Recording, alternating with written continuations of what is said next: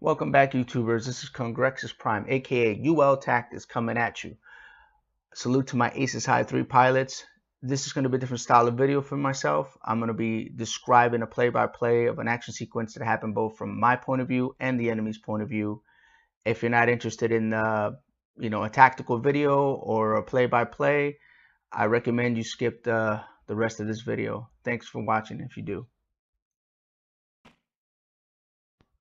All right, this kicks off with me engaging a Yak 3 and basically diving down. He's trying to get me to come down to his act. I was able to shoot him down before I got into any trouble. That's not exactly the smartest thing to do, is to chase somebody down to their battle group, but I decided to give chase. Now things get interesting here. When I first look, see, there's a 190 diving in right at me.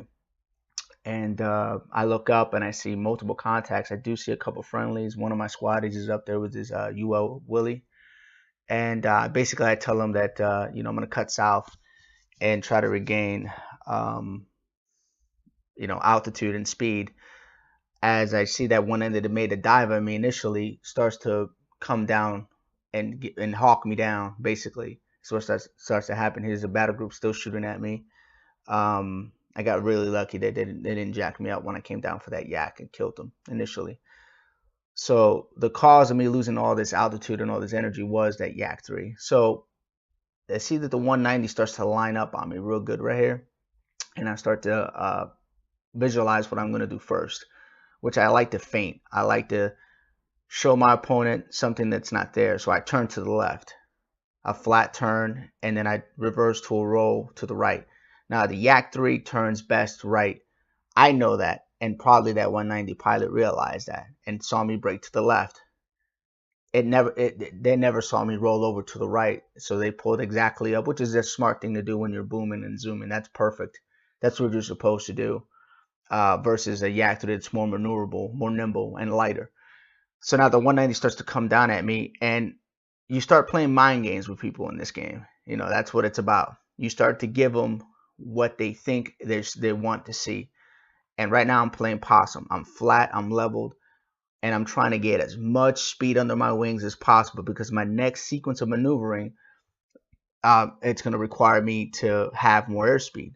Now I'm paying attention here close to the numbers. How fast, from 1,000 to 800, how fast is that happening? See, I'm adjusting my view and I'm trying to see how fast that's happening. That's going to dictate what my next move is going to be here. So now I'm going to turn to the yak strength, which is to the right, and I'm trying to pay attention, keep an eye on where that 190 is at. So there you go. So I see the 190 breaking, and it's not closing on me very fast. So I start rolling here. What you can't see is the rudder action. Boom! I hit right rudder and I deflect to the left, and I now it's just lining up my shot and getting in front of the 190 and squeezing the trigger and knocking his tail off, which happens right there.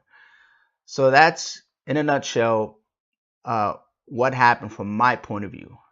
So what's going to happen here now, it's going to turn over to their point of view now. All right, now we're going to move out to the enemy's point of view, from the 190's point of view. You can see that the 190 came from the top, dove down, saw me isolated by myself, which is a smart thing to do, and the 190 starts to dive at me.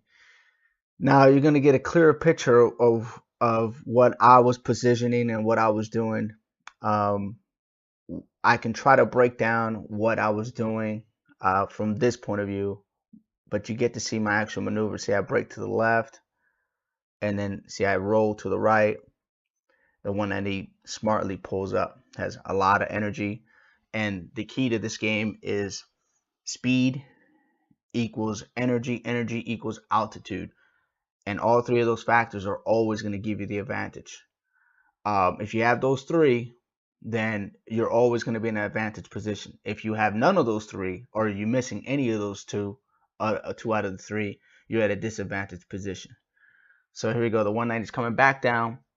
190 at this point still has all the advantage in the world. It's coming down with the energy, and it's trying to line up on me. Now, this is when I do my my counter rotering slash snap roll. And what you're going to see is I'm going to start rolling in one direction using very little stick input, and then I'm going to snap roll to the opposite direction, and then I'm going to pull on the stick up. And when you see my airplane kind of counter roll, and when that happens, the 190 shoots on by, and then I get the advantage. But here you go. See, the 190 is trying to shoot. Boom, counter roll, right by. It's kind of like hitting the brakes in Top Gun.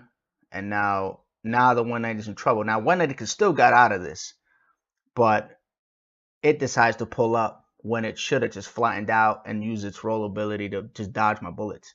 And then he would have been able to pull away and probably get away from me. But it decided to pull up. Wasn't a good move.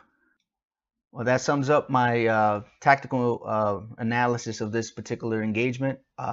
If you are interested in me making any more of these types of videos or any other situation, if you found this breakdown to be helpful, please leave a comment below and let me know. Other than that, I appreciate